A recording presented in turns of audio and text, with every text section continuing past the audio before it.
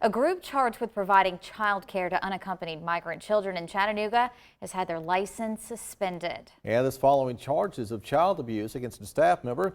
News 12's Andy Santoro live in the studio with tonight's top local story. The Baptiste Group had their license suspended to offer care to dozens of migrant children at a campus in downtown Chattanooga.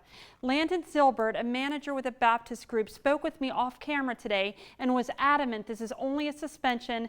The investigation is ongoing, and as he says, the latest charges against a staff member was handled immediately. The Tennessee Department of Children's Services says the Baptiste Group has requested a hearing regarding the suspension, and here's more. From reports of a 16-year-old escaping to his home in Guatemala to the latest arrest of staff member Randy Duarte for sexual battery, the Tennessee Department of Children's Services has suspended the license of the Baptiste Group until a series of investigations involving the district attorney's office is complete.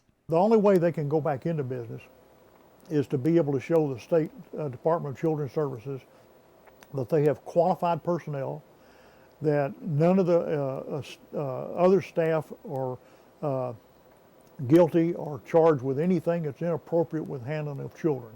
The Baptiste Group is under contract with the federal government. Though the children have been relocated since June 22nd, their status and whereabouts are unknown to local officials, a point that raises many more questions than answers for one state representative. With these children in federal custody, there's no information that's available for our law enforcement. There's no information available to our state.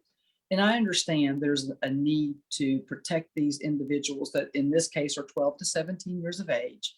But we also have a responsibility to know that these children are here indeed as unaccompanied minors and under no other circumstance. Senator Gardenhire says there's around 450 unaccompanied migrant minors in Tennessee, but the current federal administration classifies them as refugees, a seemingly small detail that greatly impacts their handling. When these children come across the border, and they come across, it's an illegal to come across, they turn themselves in to the federal government at the border, and they say, we're here.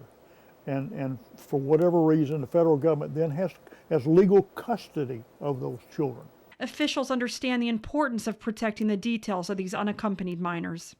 You really don't want these kids' locations known if they're in the custody of the federal government, because when you do, they become a political pawn.